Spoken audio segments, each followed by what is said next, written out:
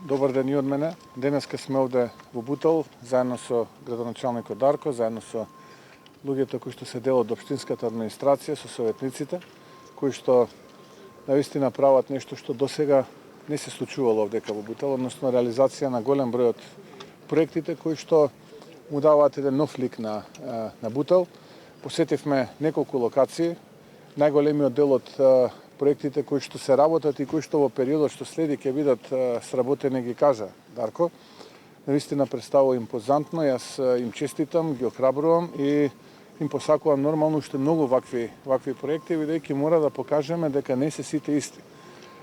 Мора да ја вратиме надежта кај граѓаните, мора да поверуваат граѓаните дека не се сите исти како што е оваа влада на Дуи поддржана од малцинскиот партнер СДСМ. Туку има политичари и луѓе кои што си го сакаат народот, си ги сакаат граѓаните, си ја сакаат државата, си ја сакаат Македонија и кои што се ќе направат за да го испорачат тоа што го ветиле. Исклучително сум задоволен тоа што можам да го констатирам од терен и да заклучам дека Дарко заедно со администрацијата, со советниците, тоа што го ветуваше во кампањата на локалните избори во 2021 година во најголема мера го има веќе и завршено, а во најголема мера ќе биде завршено оваа година, би рекол целокупната програма со исклучок можеби на ние големи капитални проекти кои што очекуваме следната влада на ВМРО ДПМН да помогне, ќе бидат реализирани до крајот на мандатот, а некои работи кои што не беа ветувани ќе бидат исто така реализирани. Мојата порака до владата на Дуи, поддржана од СДСМ, е да општинските обврзници кои што ќе дојдат на дневен ред, кои што ги поминуваат сите законски процедури, да ги поддржат за да може да се обезбедат средства повеќе, дополнителни средства, кои што понатаму ќе бидат искористени за реализација на нови проекти за граѓаните. Не се тоа средства кои што преку сомнителни набавки во 4 очи, како што тоа го прави владата на Дуи поддржана од СДСМ, ќе завршуваат во џебовите на политичките криминалци. Тоа се средства кои што се потребни за граѓаните за да можат да се обезбедат основни услови за живот.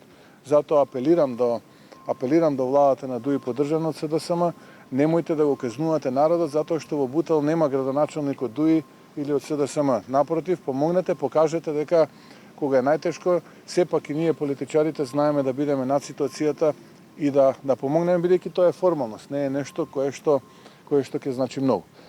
Уште еднаш, ќе ми дозволите на крај да му честитам на Дарен, им честитам на луѓето кои што се тука со нас и да им посакам уште многу вакви проекти во општина Бутел.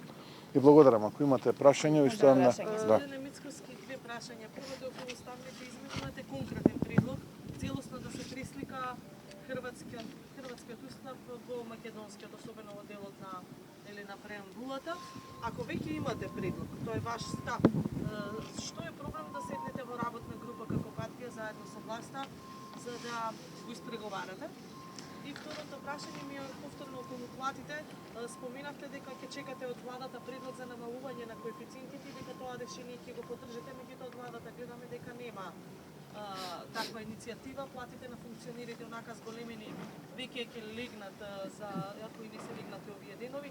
Дали планирате вие да предложите законско решение, имате пратеници во собранието за намалување?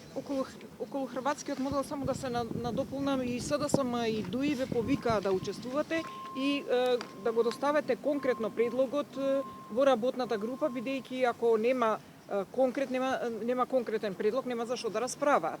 Не би можело да се расправа за вашиот предлог. Дали ќе го прифатите поканата од СДСМ и Дуи да го доставите предлогот? Ајде вака, сега да ги гледаме работите не кроз призма на партиски интерес, туку да ги гледаме работите прво како стојат од правен аспект и процедурален, а потоа ќе ви дадам одговор и кој е ставот на ВМРО ДПМН и мој лично. Прво, како се случува, би сакал да кажам, евентуалната интервенција во Уставот. Евентуалната интервенција во Уставот се случува во 3 чекори. Првиот чекор е во парламентот доаѓа иницијатива со која што се утврдува потребата за отварање на Уставот. Тоа значи дека 2/3 од пратениците треба да гласаат за или ќе нема 2/3 кои што ќе гласаат за. Доколку има такви кои што ќе гласаат за, тогаш следи вториот чекор, тоа е формирање на уставна комисија. Уставната комисија работи на амандманите и ги носи во втора фаза во парламентот. Тогаш се потребни мнозинство од вкупниот број пратеници или 61, и доколку има такви 61, тогаш повторно се враќаат изгласаните материјали или амандмани, се формира конечен текст и во трет чекор повторно доаѓа во парламент процедурата и тогаш повторно се потребни 2/3 од вкупниот број на пратеници. Што значи дека отприлика некаде минимум 104 до 105 дена се потребни, доколку во идеален случај оваа процедура се почне од почеток до крај. Така е правно, како изгледа и процедурално. Сега ние се наоѓаме не на почетокот, ние се наоѓаме пред почетокот. Како што слушнавте, во оваа прва фаза работни групи или уставни комисии не се формираат.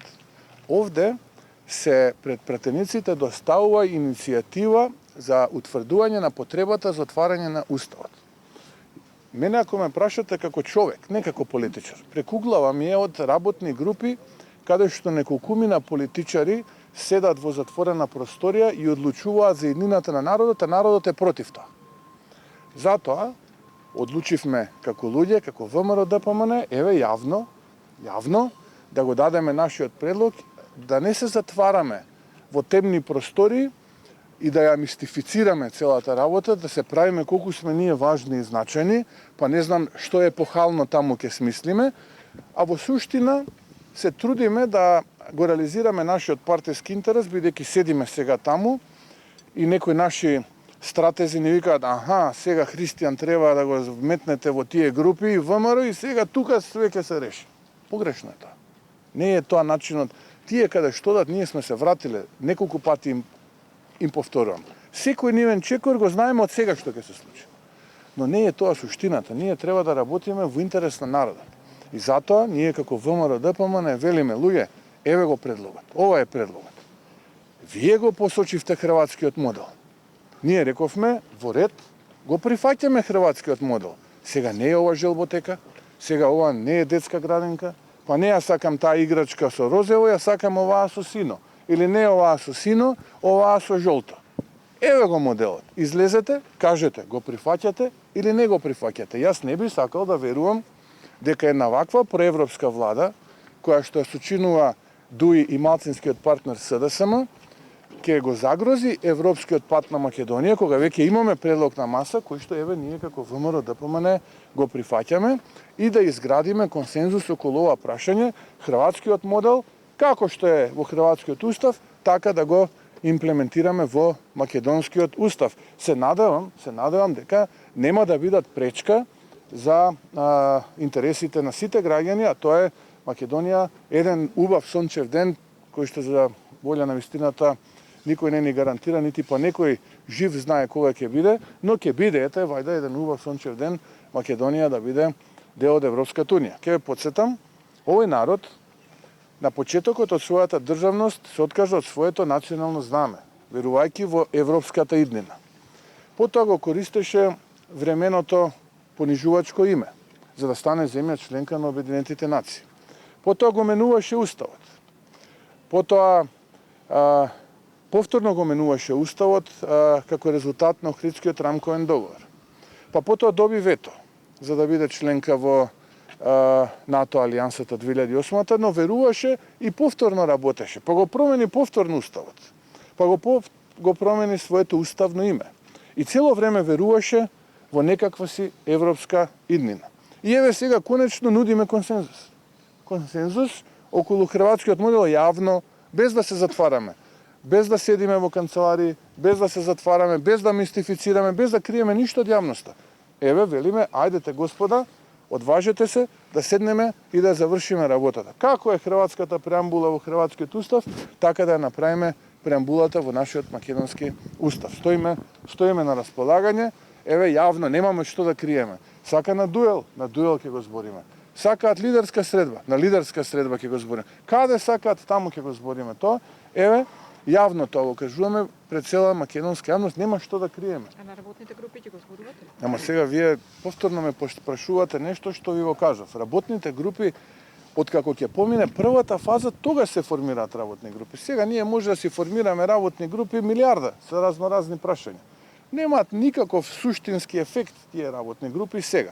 Сега ова ви реков, седнале они, сега дајте да го вклучиме ВМРО во процесот, ќе го викнеме, и ако ВМРО нема да дојде, тогаш пред меѓународната заедница ќе кажеме, гледате, ВМРО не сака да учествува во ова, ние сме тие, оставете не да крадеме и да лажеме уште некој месец одека во фотелјеви, да се возиме уште по некој месец, таму каде што сме, и добри сме се ние прифаќаме работни групи. Тоа е нешто што е јалово. Јас зборувам за суштина, правна и процедурална.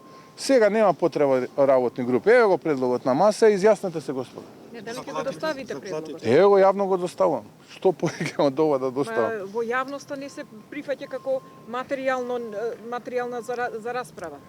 Предлогот ќе се достави тогаш кога ќе му дојде времето. Прво треба да имаме иницијатива со која што ќе се утврди потребата за отварање на уставот. Кога таа иницијатива ќе го добие потребниот број гласови во парламентот, тогаш веќе ние можеме да зборуваме за предлози.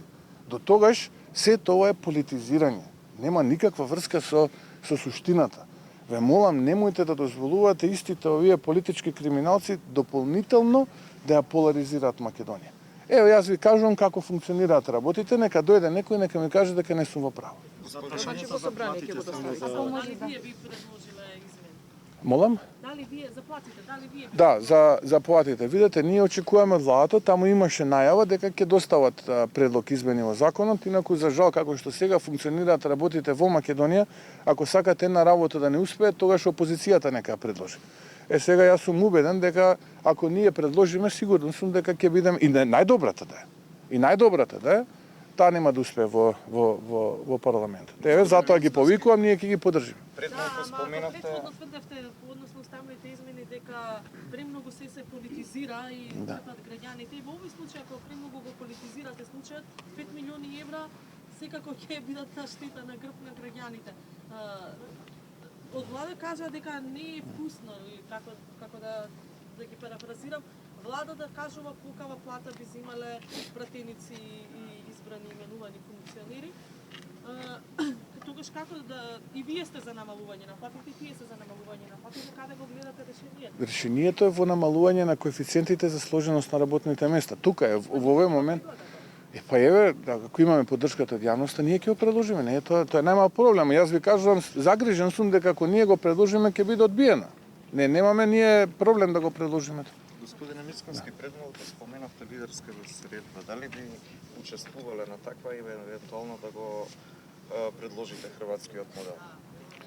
Јас сум подготвен да го објаснувам овој наш предлог пред секого и секаде. И тука немам никаква дилема. Така што ако бидам поканет на една таква лидерска средба, без разлика кој ќе организира, ќе појдам и ќе го образложам овој предлог, дали тоа ќе го направи Стево Пендаровски, дали сака Димитар Ковачевски тет-а-тет да седнеме па да му објаснам, дали сака во поширок состав, бидејќи ја представува владата на ДУИ поддржана од неговата партија, па можеби тие ќе треба да му го чуваат стравот. Како ќе одлучат? Така. Јас сум подготвен да отидам и да тоа свего да сето тоа го образложам. Немам што да кријам. Кратко, ако може...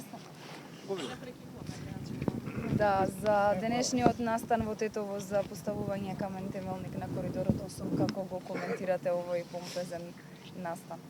Па јас очекував да тие надлежните кои што се за оној криминален тендер за надзорот и супервизијата денеска даваат исказ во обвинителство, ама очигледно дека тие имале други планови, но ќе дојде денот кога и исказ ќе дадат. Верувајте, ќе дојде денот кога ќе дадат исказ, бидејќи да се потрошат 30 на милиони народни пари, да се потрошат, да се фрлат во ветар во компанија која што има сумнителен капитал од истокот, ако чисто подизведувач главна и основна дејност му е производство на долен веш, навистина представува премногу, така што наместо тие денеска еден ден ќе дојде, јас ви ветувам дека ќе дојде тој ден кога овие луѓе ќе даваат исказ пред јавен обвинител. Да, уште едно прашање, ако може. да. Вчера ве повика и во работната група за изборниот законник. Ве повика да земете учество во подготовките на промените на изборниот закон. Да, и тука го знаете нашиот став. Нашиот став е прво треба во владата да се договорат околу концептот за тоа како треба да изгледа избор на Македонија.